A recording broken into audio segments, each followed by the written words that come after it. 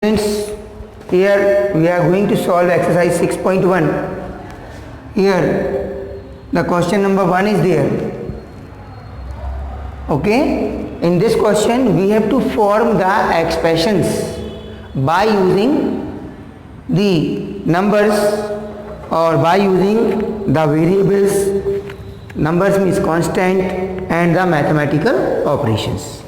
Okay, so here suppose first is given first question is given subtraction of x from y. That means y में से x minus करना है, तो यहाँ क्या हो जाएगा y माइनस एक्स. यहाँ मैंने आपको लिख के दिया हुआ है, हम इसको दोबारा से भी समझ सकते हैं. ओके, चलिए मैं आपको दोबारा से करके दिखा देता हूँ इनको. तो यहाँ पर subtraction of x from y, that means y minus x. Okay, now next one is one half of the sum of numbers x and y. तो क्या करेंगे हम यहाँ पर x और y का सम निकालना है, देन हाफ करना है. तो हम क्या करेंगे, पहले निकालेंगे सम x प्लस y. सम मीन्स प्लस, देन इसका हाफ करने के लिए हम इसमें मल्टीप्लाई कर सकते हैं हाफ से, यानी 1/2 से. तो एक एक्सप्रेशन तो ये हो जाएगा. इसी को हम इस तरह भी लिख सकते हैं, और x प्लस y/2 भी लिखा जा सकता है. Okay, now the next expression is there, that is the number z multiply by itself. That means z को z से ही मल्टीप्लाई करना है.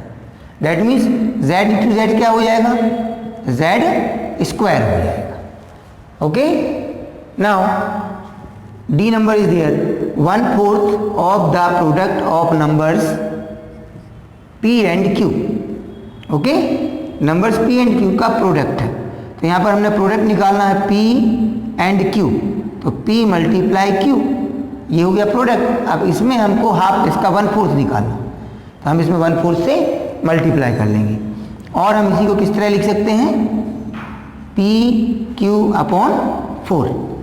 ओके, इस तरह से हम इसको लिख सकते हैं. Clear? Now question number 2, classify the terms as monomial, binomial and trinomial. तो हम क्या करेंगे इसमें, मोनोमियल. तो monomial means those expressions having only one term. Okay, तो यहाँ पर कुछ आपको दिया गया है बुक में. फर्स्ट दिया था x² + y² + z². तो यहाँ पर 3 टर्म्स है. Okay, so 3 terms, that expressions having 3 terms are called trinomial. तो फर्स्ट वाला जो दिया गया वो x, y और z, इसमें 3 टर्म्स हमको दिख रहे हैं, तो वो 3 टर्म्स किस में आ जाएंगे, ट्राइनोमियल में आ जाएंगे. ओके, ये हमने आपको एग्जाम में भी क्वेश्चंस दिए थे. नाउ अब आप देखें बी वाला, तो बी वाले में क्या लिखा, 14xyz. दैट मीन्स यहाँ पर प्रोडक्ट दिया हुआ है. ओके, जब प्रोडक्ट दिया हो तो आप समझ जाइएगा कि ये सिंगल टर्म है, मोनोमियल है. अब यहाँ पर हमको x, y और z प्रोडक्ट के रफ फॉर्म में दिए, ना कि एडिशन या सब्ट्रैक्शन के फॉर्म में. ओके, तो इसको हम सॉल्व कर सकते हैं, या इसको हम बता सकते हैं कि ये मोनोमियल है. नाउ देन इसी का आप देख रहे हैं सी वाला, जिसमें लिखा हुआ है -10. तो -10 क्या है, एक कांस्टेंट टर्म है. कांस्टेंट टर्म यानी सिंगल टर्म है. सिंगल यानी मोनो, मोनो मतलब 1. तो यहाँ पर हमको इसको किस कैटेगरी में रखेंगे, मोनोमियल की कैटेगरी में रखेंगे. Okay, now come to D. तो डी वाले में क्या लिखा, y + 2z. तो y एंड 2z, तो z और y अलग अलग वेरिएबल्स हैं. ओके, और बीच में क्या है, एडिशन है. इस तरह से ये इसमें 2 टर्म्स हो जाएंगे, तो ये कितना क्या आ जाएगा, बाइनोमियल कैटेगरी में आ जाएगा. इसी प्रकार से आप अलग से निकाल सकते हैं. ई वाला देख रहे हैं आप, 3x - 4 + 9y. तो क्या लिखा हुआ है, 3x - 4 एक constant term, plus 9y separate term है. तो 1, 2 एंड 3 टर्म्स है इसमें, इसलिए हमने इसको किस कैटेगरी में रखा हुआ है, ट्राइनोमियल में रखा है. ओके, एफ वाला देखें आप, 5 15z² - 2.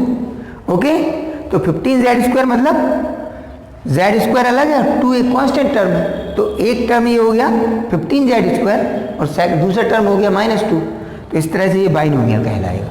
ओके, तो इस तरह से हम इनको कैटेगराइज कर सकते हैं। Now next question.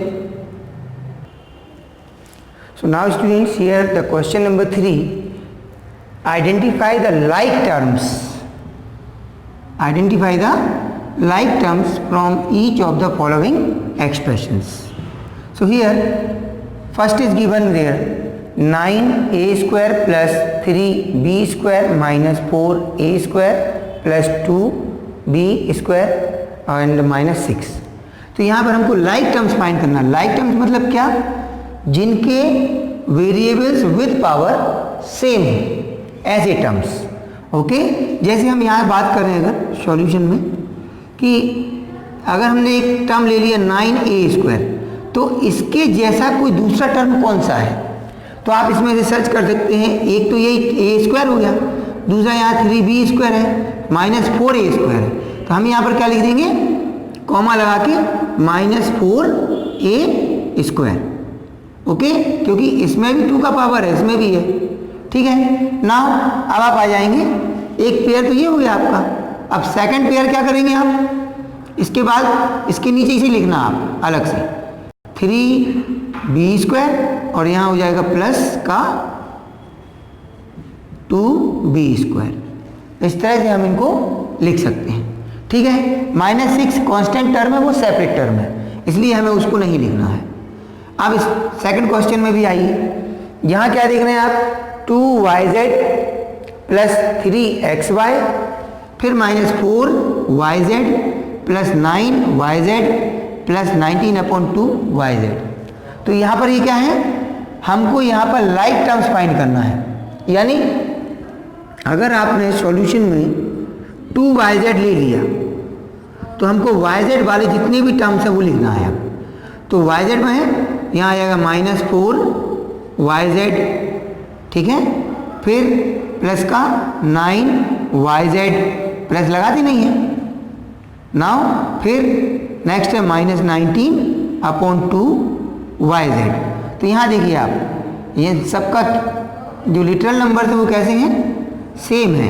आपको ये सर्कलिंग नहीं करना है, मैं आपको केवल समझाने के लिए बता रहा हूँ कि यहाँ पे जो लिटरल नंबर्स हैं या वेरिएबल्स हैं वो कैसे हैं, सेम है, yz yz yz yz। Okay, constant number जो होता है या न्यूमेरिकल कोफिशिएंट होता है, वह न्यूमेरिकल कोफिशिएंट चेंज हो सकता है। ओके, तो इसका कोई दिक्कत नहीं है, केवल हम किस चीज़ से पहचानेंगे, same variables with same power. Okay, इस तरह से हम इसको पहचान सकते हैं। अब हियर नाउ सी, आप इसमें देखिए कौन से सेम है, तो यहाँ देख रहे हैं a² b² c -9a² b² c, देख रहे हैं आप इधर, ठीक है, a² c b²। इसको मत ये देखिए कि आगे पीछे ये मल्टीप्लिकेशन जो होता है वह कम्यूटेटिव हो सकता है, तो हम इसको c को पीछे भी लिख सकते हैं। ओके, तो यहाँ पर पहला टर्म आपको मिल जाएगा a² b² c, इसके साथ में क्या आ रहा, -9a² c b²।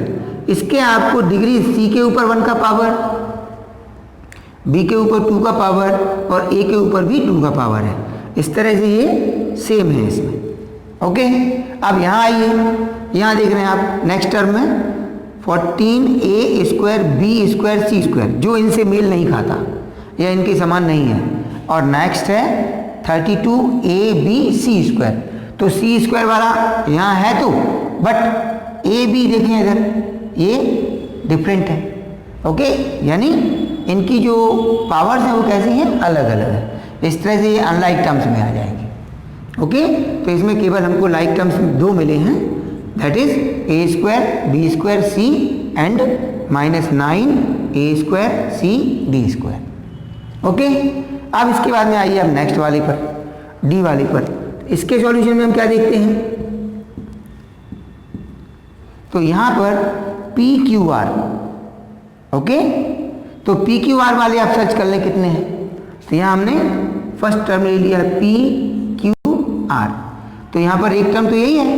Next 24p² okay minus 32p QR, तो एक टर्म इसमें ये सेम हो जाएगा माइनस 32p QR। नाउ अब हमारे पास में और देखिए यहाँ पर कहीं PQR वाला मिल जाए, PQR² है इधर, यानी 2 लगा है पावर, तो ये इनके सेम तो नहीं होगा, इनके जैसा लाइक तो नहीं होगा। नाउ हम आ जाते हैं 24p²Q², तो यहाँ पर p²Q तो है बट स्क्वायर नहीं लगा इस पर, तो ये इसके सेम नहीं होगा। और यहाँ पर PQR² है, तो ये भी सेम नहीं है। दैट मीन्स यहाँ पर हमको केवल एक पेयर लाइक टर्म्स मिलेंगे। इस तरह से आप इनको समझ सकते हैं, इनको कर सकते हैं। नेक्स्ट जो भी इसके रह गए हैं रिमेनिंग, वो आपको खुद करना है। ओके, नाउ अब हम लोग इसके आगे के क्वेश्चंस अभी थोड़ी देर में। नाउ स्टूडेंट्स हमारे पास है क्वेश्चन नंबर 4। इस क्वेश्चन में आपको दिया गया है right numerical coefficient of each of the following expressions. Okay, so here first is given for you -15/2 XYZ, okay, -30y + 6YZ + 4। तो हमको यहाँ पर इसका न्यूमेरिकल कोएफिशिएंट निकालना है। ओके, तो न्यूमेरिकल कोएफिशिएंट निकालने के लिए हमें इसका हर टर्म में से इसका जो नंबर्स हैं वो विद साइन अलग करना है। ओके, जैसे यहाँ पर आप देख रहे हैं -15/2 XYZ, ये मैंने टर्म्स लिखा और यहाँ न्यूमेरिकल कोएफिशिएंट लिखूंगा नीचे। तो इसमें न्यूमेरिकल कोएफिशिएंट क्या है, तो लिटरल नंबर हटा दीजिए या वेरिएबल्स हटा दीजिए, जो बचा नंबर में वो लिखना है। तो यहाँ विद साइन के लिखना है, तो -15/2 हो जाएगा। नाउ इसमें -30y, तो इसका हो जाएगा -30, हमने वेरिएबल हटा दिया।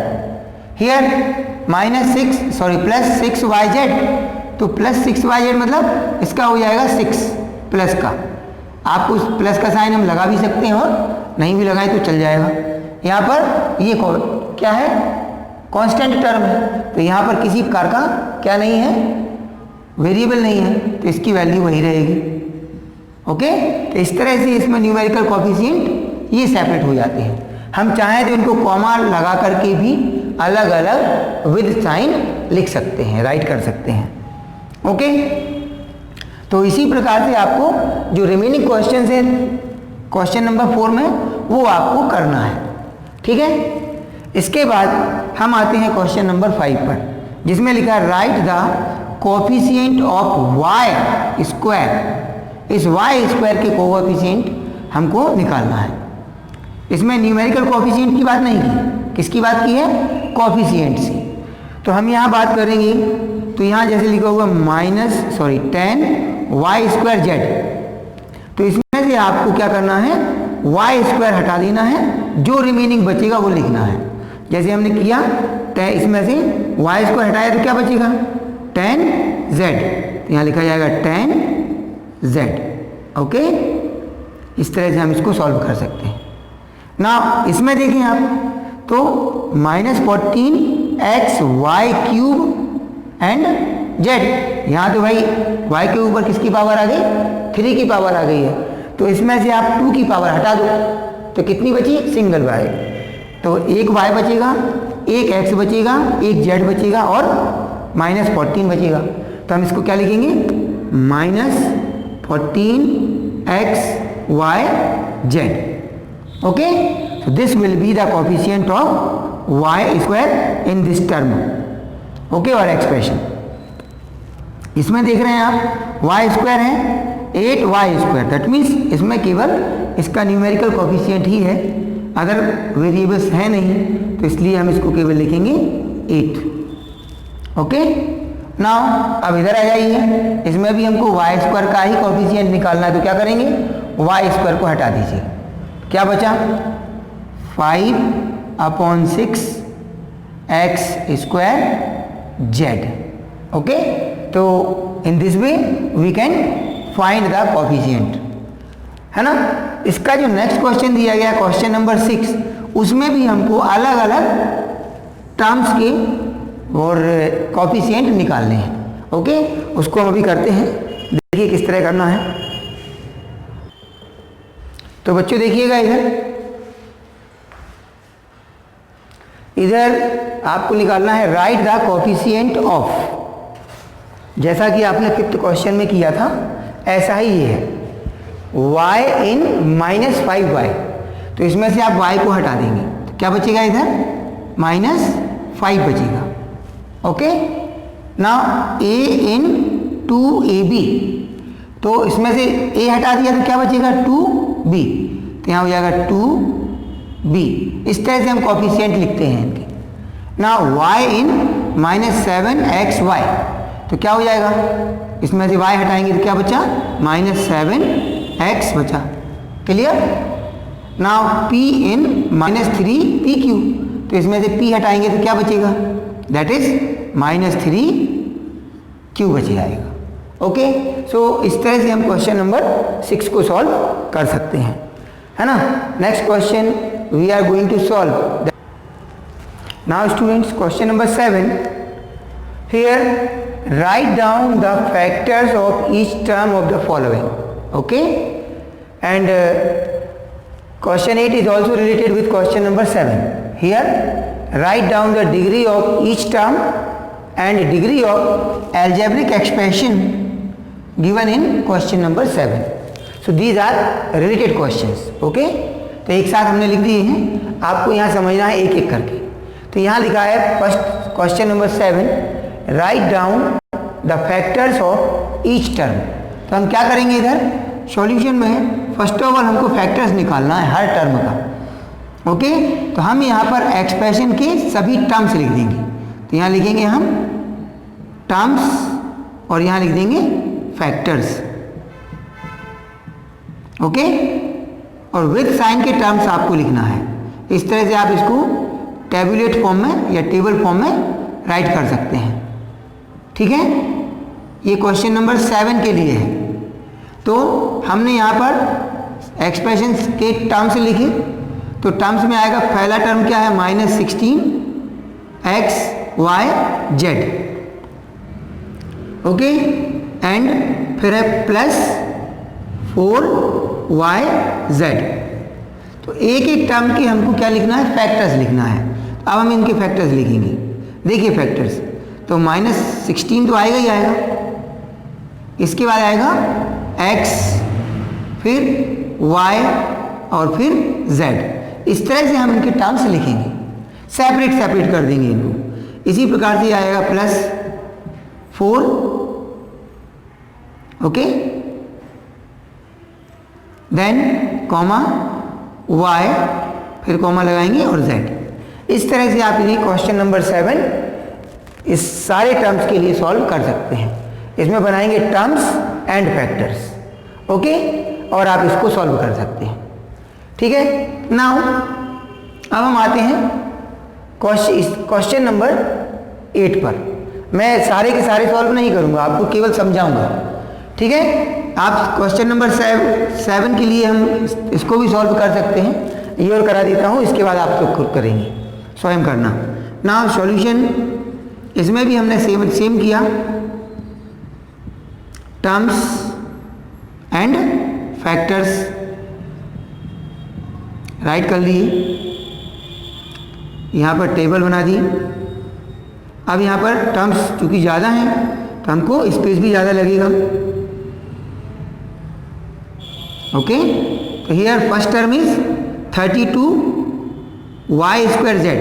तो यहाँ लिखा जाएगा 32y²z। ओके, इसी प्रकार से -8xy, देन -4। ओके, अब हम इसको यहाँ पर राइट करेंगे 32y²z। तो इसमें क्या हो जाएगा, 32 एक फैक्टर हो जाएगा, देन y², हम y² लिख सकते हैं, अदरवाइज y को 2 टाइम्स भी लिख सकते हैं, y देन z। ओके, अगर हम सेपरेटली लिखना चाहें तो लिख सकते हैं, और अगर आप कंबाइंड फॉर्म में भी लिखें तो भी कोई गलत नहीं होगा। हम यहाँ पर वाई स्क्वायर लिख सकते थे। क्लियर? तो दोनों तरीके से आपको जैसे समझ में आता वैसा लिखें। देन अब यहाँ आएंगे तो -8, okay, then comma x and y। इसी प्रकार से -4 कांस्टेंट टर्म है तो इसका 4y, केवल 4 अकेला आएगा माइनस का। तो इस तरह से हम इसके टर्म्स और फैक्टर्स राइट कर सकते हैं। सभी को समझ में आया? अब हम करेंगे क्वेश्चन नंबर 8। इसी के जैसा ही सॉल्व है, बस थोड़ा सा चेंज हमको करना है। ओके, तो इस क्वेश्चन में हमको डिग्री ऑफ ईच टर्म लिखना है and degree of algebraic expression लिखना है। ओके, तो हम यहाँ पर डिग्री लिखेंगे अब। ओके, तो डिग्री के लिए किस तरह समझते हैं वो आप देखिएगा। नाउ यहाँ हमने चेंज कर दिया है थोड़ा सा। Write down the degree of each term and degree of algebraic expressions, okay, given in question number 7। तो क्वेश्चन चेंज नहीं किया, केवल हमने यहाँ हल्का सा चेंज कर दिया हुआ है। तो देखते हैं इधर, जैसे लिखा -16xyz प्लस 4yz, तो यहाँ आप टर्म्स की डिग्री लिखेंगे। तो -16xyz, तो डिग्री के लिए हम क्या करते हैं, जो वेरिएबल्स हमारे पास में हैं उन वेरिएबल्स की पावर को ऐड कर देते हैं। जितने भी वेरिएबल्स आपको इसमें दिख रहे हैं, जैसे इसमें एक x है, y है और z है, तो तीनों के ऊपर सिंगल पावर है। अगर सिंपल इस तरह से लिखा हुआ है, that mean it is having x to the power 1। Okay, तो हम यहाँ पर पहचान सकते हैं। तो यहाँ हो जाएगा 1 + 1 + 1, 3 डिग्री हो जाएंगी। इसमें हम न्यूमेरिकल कोफिशिएंट नहीं लेंगे, ठीक है, केवल वेरिएबल्स लेंगे। अब इसको टोटल करेंगे तो अब कितना आ जाएगा, 3 आ जाएगा। अब दूसरे वाला टर्म देखिए, यहाँ क्या है, 4yz, तो एक y की और एक z की, इस तरह से इसकी कितनी हो गई, 2। ठीक है, अब इनकी हमें डिग्री ऑफ ईच टर्म निकाल दिया है। अब हमको क्या फाइंड करना है, डिग्री ऑफ एक्सप्रेशन। तो डिग्री ऑफ एक्सप्रेशन क्या होता है, कंबाइन सबका होता है, होल का होता है, सभी टर्म्स का होता है, which are present in the given expression. Now अब इसमें आप देखिएगा हाईएस्ट पावर क्या है, कौन सी डिग्री है। तो यहाँ पर डिग्री में देख रहे हैं आप, यहाँ हाईएस्ट डिग्री आ रही है 3। क्या आ रही है, 3 आ रही है। जिस टर्म की डिग्री सबसे बड़ी होगी वही डिग्री ऑफ एक्सप्रेशन कहलाता है। तो highest degree of the term present in the given expression is known as degree of expression. So here this degree of expression will be 3. Okay, इसको और देखिएगा आप क्वेश्चन नंबर 2 या बी। यहाँ देखिएगा 32y²z, तो इसमें आपने जैसे देखा y²z, तो y के ऊपर 2 का पावर है और z के ऊपर सिंगल पावर है। इस तरह से टोटल डिग्री क्या हो गई, 3 हो गई। ओके, इस टर्म की। नाउ इधर आ जाएगा एक्स वाई, तो यहाँ पर x के ऊपर 1 का पावर है और y के ऊपर भी 1 का पावर है, तो डिग्री क्या हो जाएगी, 2 हो जाएगी। Clear? Now 4 is a constant term, और हमने आपको बताया था degree of constant term is 0। Okay, तो इस टर्म की जो डिग्री आएगी वो क्या आएगी, 0 आ जाएगी। क्लियर? इस तरह से अब हम इसकी डिग्री ऑफ एक्सप्रेशन निकाल सकते हैं। तो बताइए हाईएस्ट पावर क्या है, तो definitely highest power will be 3, तो यहाँ degree of expression will be 3। Okay, इस तरह से आप इस होल एक्सरसाइज को कर सकते हैं। अब आप क्वेश्चन नंबर 8 भी कर सकते हैं, क्वेश्चन नंबर 9 भी किया जा सकता है। ठीक है, तो आपको घबराने की कोई बात नहीं है, आप इतना करिएगा, फिर इसके आगे देखेंगे हम नेक्स्ट क्लास में।